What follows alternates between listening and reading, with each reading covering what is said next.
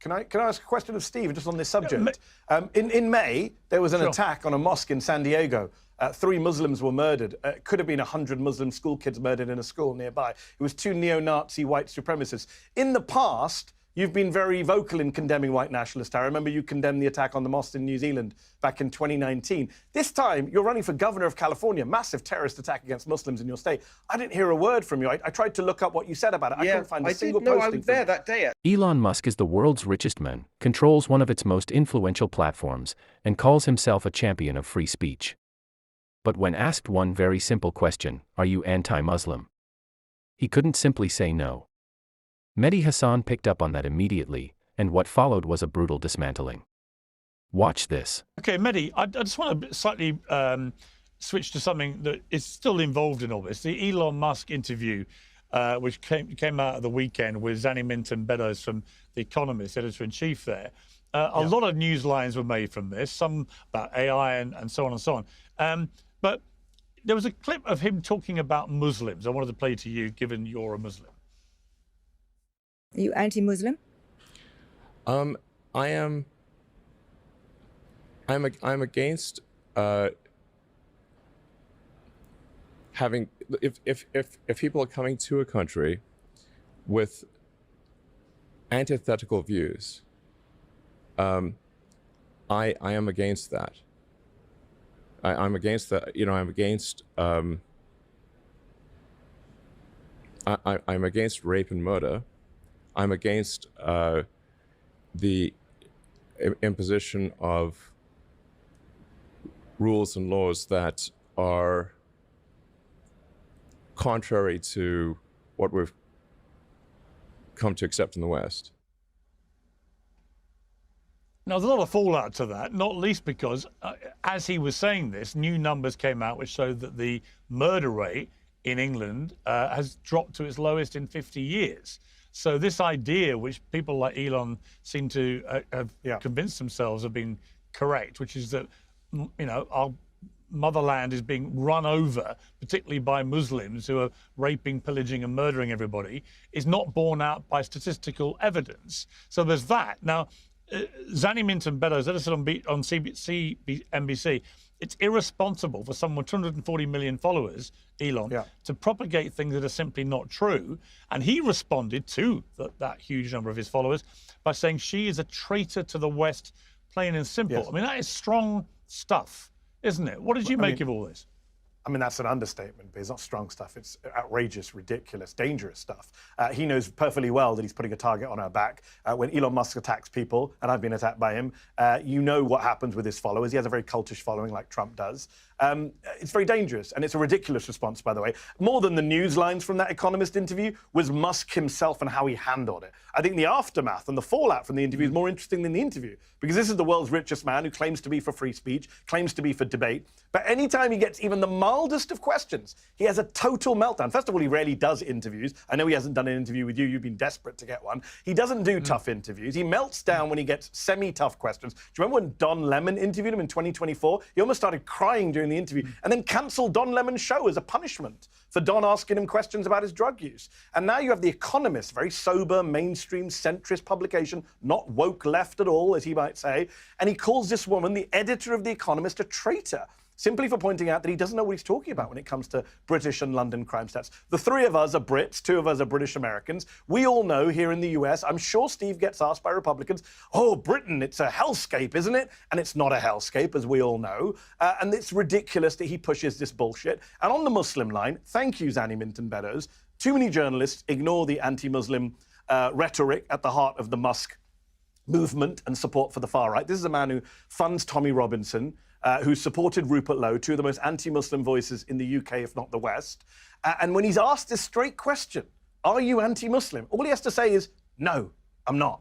All he has to say was, I'm against anti-Muslim prejudice. All he has to say was, oh, I'm against criminals. I'm against extremists. That's all he had to say, Piers. But he couldn't do it Instead, he says, I'm against people who have antithetical views coming into this country. I'm against rape and murder, suggesting Muslims are all guilty of rape and murder. Can you imagine if somebody asked Elon Musk or anyone prominent, are you anti-Jewish? And they didn't just say no. They said, well, I'm against people with different views. I'm against rape and murder. It's an outrageously bigoted thing to say by the richest man in the world. I'm glad she asked it. I'm sad that not enough journalists have followed up on that fact. That Elon Musk, the top donor to the Republican Party and Donald Trump, the richest man in the world, the owner of one of the most influential messaging platforms, is an anti-Muslim bigot. And that's not me calling him that. That's him embracing it. Steve Hilton, what did you make of that? I mean, look, you know Britain as well as I do. Yeah. This weird narrative that Elon and many on the right in America seem to have developed, that we're getting literally invaded and overrun by Muslims, you know that's not true. What do you say to people when they say this to you? So it's interesting. I hadn't actually seen that clip. I was aware of the interview. I hadn't really followed it. But yes, I think that this is there's a characterization that actually misses the real problem with what's going on in the UK, I think. Obviously, I have an interest in that. Don't follow it closely. But there's something I say on the campaign trail, actually, which is that I don't want this state that I love to turn into the country I left. But what I mean by that is what you're seeing. I think there was a report that someone sent to me, one of the biggest figures in business in California, sent me a research report on what's going on in the UK with economically, with the inability to build housing, the inability to improve energy infrastructure, the cost of everything, the bloat and bureaucracy and hassle of doing anything in the UK, which I think has produced, I mean, you'll know in more detail, Piers, but a sense of an economic, stagnation that probably is a really big part of why you get all this kind of sentiment. People are just frustrated with what's going on. And this person sent me that report and says, remind you of anywhere.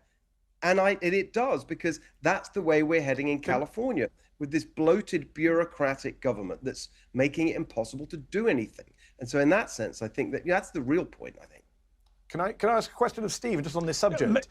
In May, there was an attack on a mosque in San Diego. 3 Muslims were murdered. It could have been 100 Muslim school kids murdered in a school nearby. It was 2 neo-Nazi white supremacists.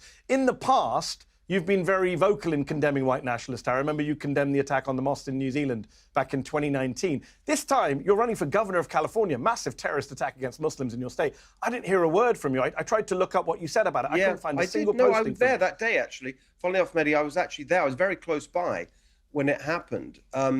And we went and spoke to local community leaders. Now, you may not have seen anything I said. We had a town hall that day, and I spoke about it. I was actually right there. Just okay, a couple good, of miles because there's not a single post from you it about it that I could find.